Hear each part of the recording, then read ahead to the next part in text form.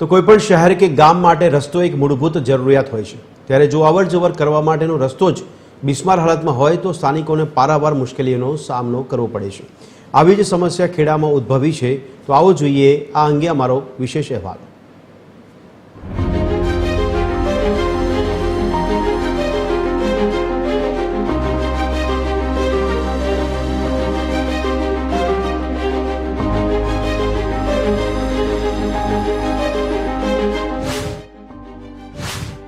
ખેડા કેમ્પથી સિંહુજને જોડતો આશરે 19 કિલોમીટરનો રસ્તો છેલ્લા એક દાયકાથી બિસ્માર અને ખખડધજ હાલતમાં છે। આ રોડ ખેડા અને મહેમદાબાદ તાલુકાના 10થી વધારે ગામોને જોડે છે, જેના કારણે 50,000થી વધુ ગ્રામજનોને દરરોજ પારાવાર મુશ્કેલી વેઠવી પડે છે। આ રસ્તાથી અમે પરેશાન થઈ ગયેલા છીએ અને 10 વર્ષથી આ રસ્તો બનતો જ નહીં, બરાબર। અને ખાલી સિંહુત વરસોલા ચોકડીથી સુઢા વરસોલ સુધી એમને ખાલી રફ કર્યો અને આખો રોડ પાકો બતાવી દીધેલો હોય।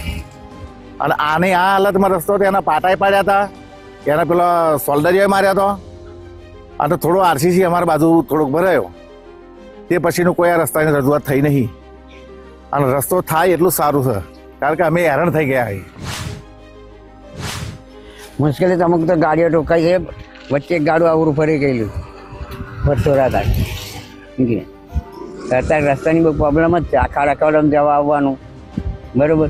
કોઈક બીમાર માણસ હોય ને રાતે લઈને નીકળે કંઈક પછડાય તો અત્યારે તમે આવ્યા તો કેવું રહ્યું? આ ના જ પરિસ્થિતિમાં છે રસ્તો આવવા જવામાં। હવે શું છે કે મોટી મોટી ગાડીઓ જાય છે લાકડાની। માતરના ધારાસભ્ય કલ્પેશ પરમારે પણ આ મામલે સરકારમાં રજૂઆત કરી હતી। તેમણે ખાતરી આપી કે કુમારવાડ અને ખેડા કેમ્પને જોડતા બ્રિજનું કામ પૂર્ણ થયા બાદ સિંહુજથી ખેડા કેમ્પ સુધીના રસ્તાના રીસરફેસિંગની કામગીરી આગામી સમયમાં શરૂ કરાશે।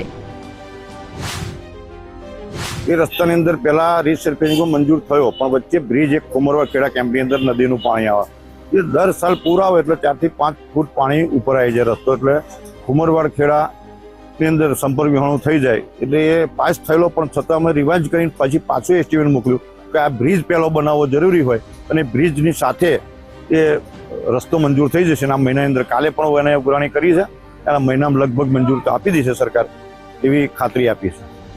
ક્યાં સુધી રસ્તાનું કામ ચાલુ થાય? મંજૂરી આપ્યા પછી એસ્ટિમેટ તૈયાર થયા પછી ટેન્ડરિંગમાં જાય, સમય થોડો થાય, પણ આ મહિનાની અંદર મંજૂરી મળી જશે એવી સીએમ સાહેબ જોડે કાલે મારે ચર્ચા થઈ છે।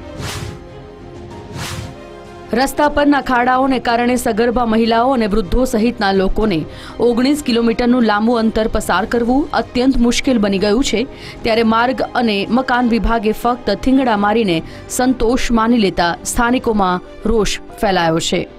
ભાવિના દરજી, TV 13 ગુજરાતી, ખેડા।